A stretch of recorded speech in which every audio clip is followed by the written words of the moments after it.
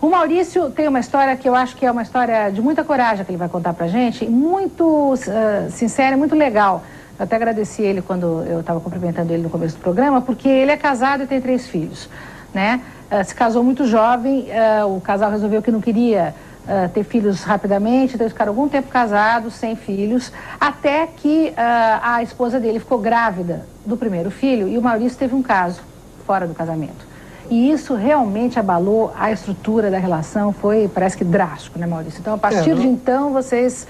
Então, a história, quer dizer, vocês continuam casados, tudo, mas isso foi determinante para ela desconfiar de você para tudo. Para tudo, né? Quando aconteceu, quer dizer, ela veio descobrir um tempo depois, já tinha se passado acho que uns 6 meses, 8 meses. Então, aí começou tudo, aí parou tudo. Então, eu, no começo, até antes quando eu estava no meio da relação, que para mim não queria dizer nada, tá? Mas até eu pensei, logo que ela teve o João Carlos, que foi o primeiro filho, em separar, falei, não, acho que não é certo, acho que não vai dar certo. E ela segurou as pontas e ela não sabia de nada. Aí depois, mais pra frente, ela ficou sabendo do que tinha acontecido. Aí desabou tudo de novo. E de lá pra cá, quer dizer, a gente chegou a se separar, pouquíssimas pessoas ficaram sabendo. Meus sogros ficaram sabendo quase um ano depois, que foi numa briga que a gente tava chegando em casa, aí eu falei, não, agora vai tudo pro espaço. Então acabou, cheguei a sair de casa uma semana, aí depois voltei e ela, não, vamos continuar, vamos colocar uma pedra em cima disso, só que a pedra nunca é suficiente, né? Sempre você não consegue esquecer. Para mim até é mais cômodo. Agora para ela realmente foi uma coisa, ela estava acabando de ter um filho, tudo. Ela se sentiu traída? E pior do que a traição em si, foi porque eu sempre fui o cara certinho. Chegava em casa no horário, nunca, todo mundo, Maurício, imagina, Maurício, e de repente a máscara caiu, entendeu? Descobriram que não era bem assim. Então isso para ela foi a maior traição, acho que foi essa. De ela não saber com quem ela estava casada, quer dizer, ela se sentiu traída. Duas vezes, eu acho que essa foi a pior traição.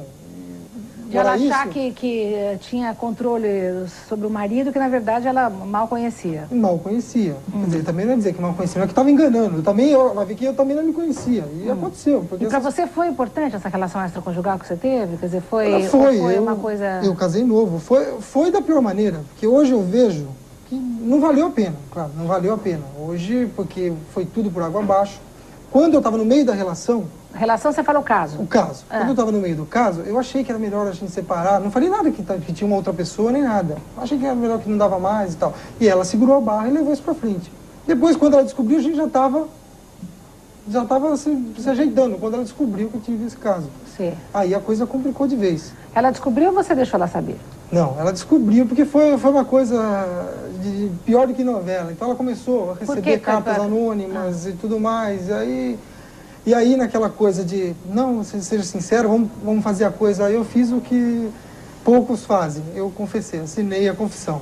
E aí hoje eu não sei se foi bom ou se foi ruim. O que você acha disso, Tia, de admitir a traição? Sabe, Silvia, eu vejo que é muito frequente os casais, quando não têm filhos, que eles se dão, né? Tem um tipo de relação.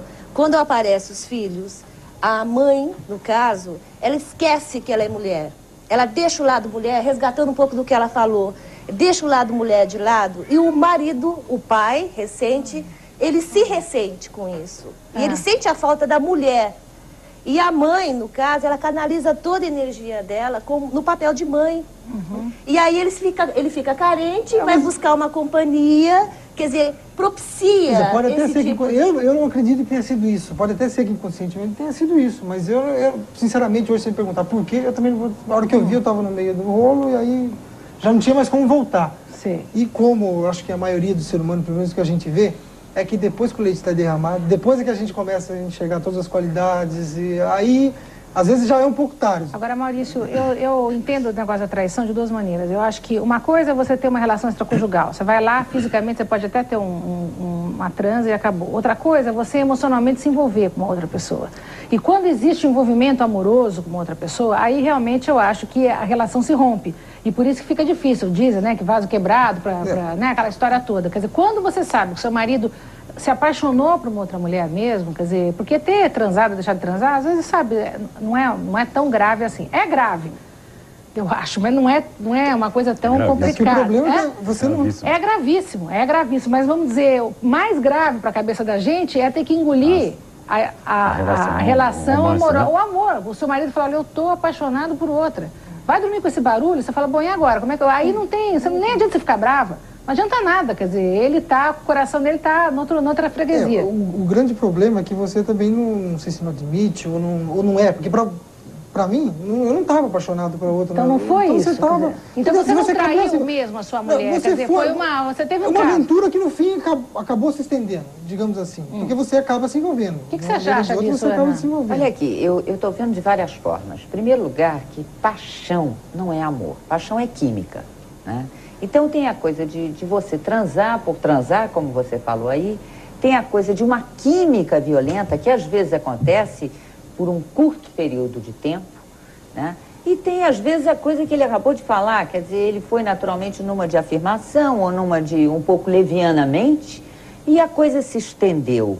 E ação e reação, as consequências estão aí, né? Então, eu acho que é um terreno muito perigoso, né? Que tem que ser tomado um cuidado muito grande com isso. Mas agora aconteceu, ele continua casado, ele não foi com a amante, ele está lá. Você já tem quantos filhos hoje? 3. Já tem 3 filhos, aquele era o primeiro filho. E até hoje... Quando aconteceu tudo, ela descobriu, ela estava grávida, nós nem sabíamos ainda, ela estava grávida da Tatiana, da segunda.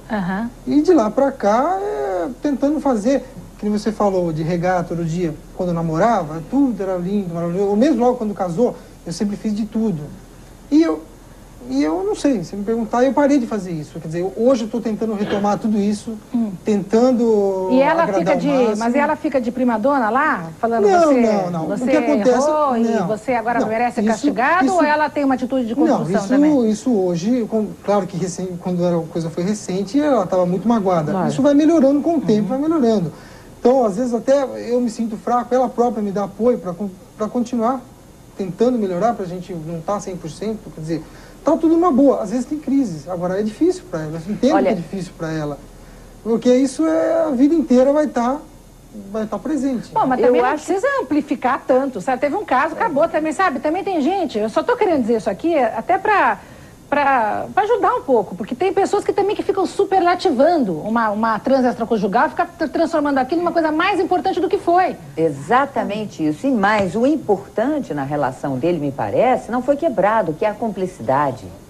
Quer dizer, o tempo inteiro, ele, pelo discurso dele, mostra que continuou cúmplice da mulher. E casamento, mais do que tudo, é essa cumplicidade. Mas será que rompeu ou não rompeu? É esse que é o ponto. Porque se rompe a cumplicidade, você também pode refazer essa cumplicidade. Também. Em função até dos dois quererem estar juntos. Vamos casar de novo, vamos namorar de novo, vamos querer ficar juntos de novo, vamos. Então esquece o que foi, vamos recomeçar. Essa é a intenção realmente o que eu estou podendo fazer para agradar, eu faço para agradar. Sim, mas agora se você tiver o tempo todo uma mulher na sua orelha, fala, lembra em 1923, quando você teve aquele caso, sabe? Aí você fala, esquece, mexe o saco. Mas isso realmente a coisa vai melhorando, com o tempo vai melhorando. Tem muita mulher pinta também nesse negócio, com o que tempo fica vai ali, melhorando. sabe, na orelha, e homem também, sabe? Que fica lembrando, porque aquela vez você fez tal coisa, sabe? E não resolve os velhos problemas e não parte para os novos problemas, porque o casamento, na verdade, é uma troca de problemas também sempre, né? Quer dizer, de lições, né? Mais do que problemas, eu acho que o casamento é um grande aprendizado. Quer dizer, você aprender a compreender o outro, é você aprender a abrir mão do seu orgulho, é você se perguntar constantemente o que é mais importante, ter razão ou ser feliz, e fazer a escolha certa. O que é mais importante, você ter razão ou ser feliz? Gente, essa é uma pergunta que a gente devia escrever por embaixo do travesseiro, toda noite dar uma levantadinha, dar uma olhadinha ali, especialmente para as mulheres briguentas. Deixa para os comerciais, eu volto já. Cinema é na Band. Neste sábado, Clint Eastwood e John Malkovich em Na Linha de Fogo, filme inédito. Cine Chevrolet, às 10 da noite. Cada crise... Pessoa, só no momento de crise. Se você passa 40, 50 anos com uma pessoa, tudo bem, bom dia, tudo maravilhoso, você não conhece outra pessoa. Eu acho que, na minha opinião, inclusive, é impossível, num ciclo de vida inteiro, uma pessoa conhecer totalmente a outra. Quer dizer, Fernando, o que você está dizendo é que os casais que estão vivendo um momento de balanço não tem que se assustar com isso, ao contrário. Quer dizer, é uma oportunidade que você tem de conhecer o seu companheiro se você tiver disponibilidade de abrir seu coração e também ele abrir o dele. Quer dizer, ir realmente fundo, acreditando que vocês estão construindo e não destruindo. Para isso você precisa humildade, em primeiro lugar. e coragem. Porque, por exemplo, no nosso caso, o que nós tivemos que ter? Realmente muita coragem. Nós chegamos num estresse de um relacionamento tão grande que nós não conversávamos. Eu adoeci. Eu venho de uma família aqui, do meu pai, tinha 3 irmãos, os 3 morreram de coração, quer dizer, eu estou numa linha direta disso, né? E eu realmente adoeci. E para não, na minha opinião, naquele momento, para não acontecer o pior, eu me afastei. Mas foi nesse afastar que a gente percebeu, que eu percebi, o quanto realmente a gente se gostava, quanto eu gostava. Ela também percebia quando gostava, porque nós tínhamos dúvidas.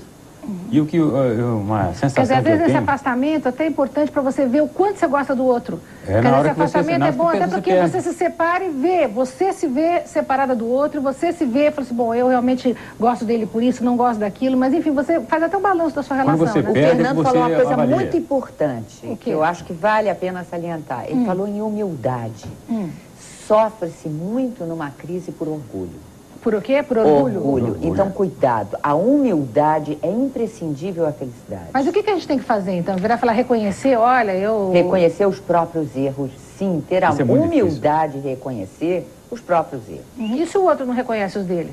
O problema é do outro. Isso. Não é? Não Vocês tem estão que estar rindo aqui? preocupada com o outro. Não, mas o outro O problema geralmente é do assim. A mulher reconhece, o marido não reconhece. Mas, Não, muitas vezes o marido reconhece. Não, eu sei que reconhece, eu estou falando para encher um pouco, mas tem muita Claro. mulher que fala, Mas a eu coisa me não abro, eu acontece quero por isso conversar, eu estou aberta para o diálogo e ele não quer nem saber. O que é entendeu? mais Isso importante, realmente- ter isso razão ou realmente Isso ter acontece, feliz? não acontece?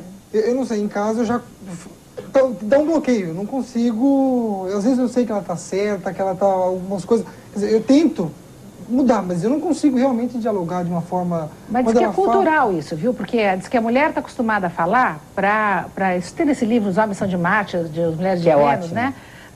Que diz o seguinte, que as mulheres precisam falar, porque a mulher extravasa a angústia dela verbalizando, falando. O homem não extravasa a angústia falando. O homem extravasa a angústia ficando no recolhimento, depois ele pega e fala pouco e bem. A mulher não, ela precisa falar, porque é um jeito diferente de ser, somos de planetas diferentes, segundo ele, então... E às vezes a gente também se apoia nisso, porque às vezes ela até fala o que a gente não consegue expressar, às vezes ela até fala isso. Então, nessa coisa de tentar salvar o casamento, eu acredito que, por mais esforço que eu esteja fazendo, eu acho que o grande esforço é dela.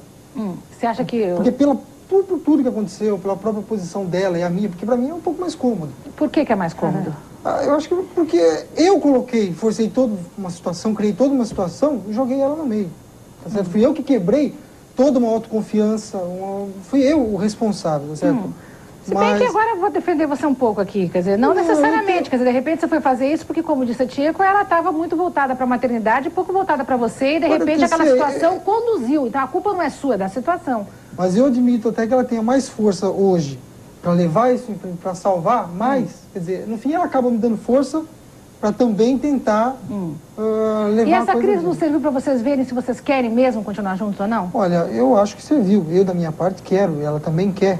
Até E vocês porque não- eu acho que senão não estaria mais. Então tem que pôr uma pedra no passado e falar, bom, zera Mas isso tudo, tá- vamos começar a partir de agora Porque, uma outra olha, relação. assim, né? Mas isso é está aos importante, poucos, Silvia. tá indo realmente, já está tudo muito melhor, está tudo É caminhando ele. de uma forma... É ele mudar isso internamente. Por quê? Parece que a esposa já perdoou, só pelo fato, estava dizendo para ele, só pelo fato dele ter vindo hoje eu ao vi programa e colocar o caso, né? E a esposa permitir, aprovar isso, ela já perdoou. Então é importante que ele também se perdoe, para sair dessa posição de submissão. Eu acho também. Ou Tem de que se perdoar, esquece esse penitência, né? assunto. Eu sei que é fácil eu dizer, acho mas porque- esquece, sabe? Maurício, Zero esse negócio. deixa Deixa eu só um minutinho, gente, não vamos extrapolar aqui, porque eu tenho que ir para os comerciais. Volto já já. O fim de ano começa mais cedo na Band. Lulu Santos bota a galera pra dançar. Especial musical, neste sábado, 9h45 da noite.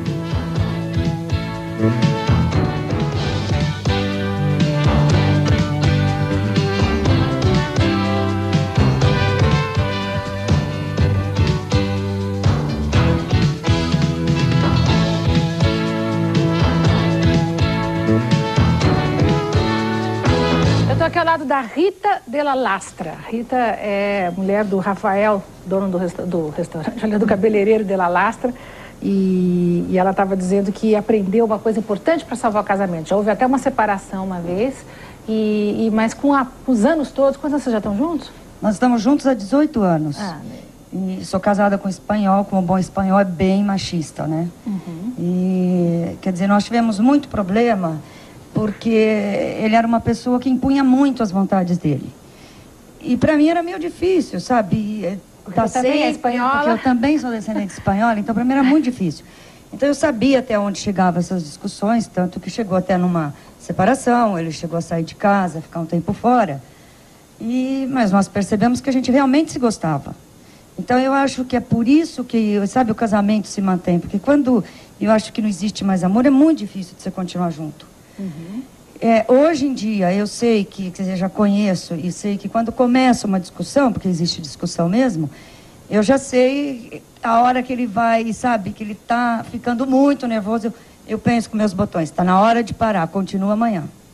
Sim, quer dizer, você tem essa lucidez eu de parar tenho. a briga na hora certa. Eu Porque antigamente você ia até o fim para ver onde dava, quer dizer, era uma briga de braço. Exatamente. Assim. Então hoje eu saio, eu dou uma disfarçada, sabe? Saio, largo ele falando meio que sozinho, justamente porque eu sei aonde ele vai chegar. Então, e eu também, como eu boa espanhola, descendente espanhola, eu vou querer levar coisa, sabe, impor um pouco a minha vontade, e às vezes é meio difícil. Quer dizer, uma das maneiras de salvar o casamento, então, é admitir que o casamento pode se romper, sim.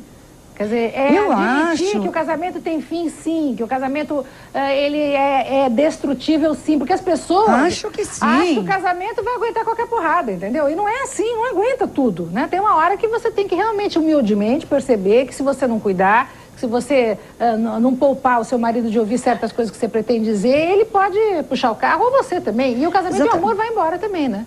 Chega uma certa hora que eu tô morrendo de vontade de falar alguma coisa pra ele, sei que vai piorar a coisa. Então eu falo, Rita, fica quieta, vai dormir, vai tomar um banho. Você aprendeu, ele Rita, também. a se conter. Exatamente. Eu queria que vocês falassem um pouco sobre isso, olhando para aquela câmera, por favor. Eu acho que a fragilidade de um casamento, de uma relação, ela tem que estar sempre presente na consciência das pessoas. Isso é fundamental. O cuidado tem que ser permanente. Porque senão dança, acaba. E mais, você tem que ter a disponibilidade interna para recomeçar de novo também. Ter a consciência de que isso pode acabar e ter também a disponibilidade de recomeçar de novo. Isso é fundamental. É verdade. Fala, Tia. Eu quero falar a questão da competição, né? Que ela percebeu muito bem, tá? Eu não vou ficar competindo com meu marido, ver quem berra mais, quem fala mais. Eu vou parar, vou cortar por aqui e vou pro meu caminho. E a aceitação disso, a coisa da humildade, né? Aceitar isso humildemente. Porque às vezes tem gente que briga com o marido como briga com o irmão mais jovem. Entendeu? Uma briga de braço. E marido é diferente de irmão mais jovem. Quer dizer, a briga, muitas pessoas levam para o casamento a maneira de brigar em casa, a briga doméstica de casa. E não é assim. Eu acho que a gente tem que estar atento para como brigar. Até como brigar tem que ser diferente no casamento. E tem a outra questão, né, Silvia? Que a gente pode se separar bem. A gente não precisa se separar em pé de guerra. Né? Que esse é o ideal. São outros 500. Nós estamos aqui hoje falando em salvar. Esse é o ideal, né? Estamos falando em salvar. E para salvar... Eu vou chamar o Paulo Cardoso. Só um minutinho só.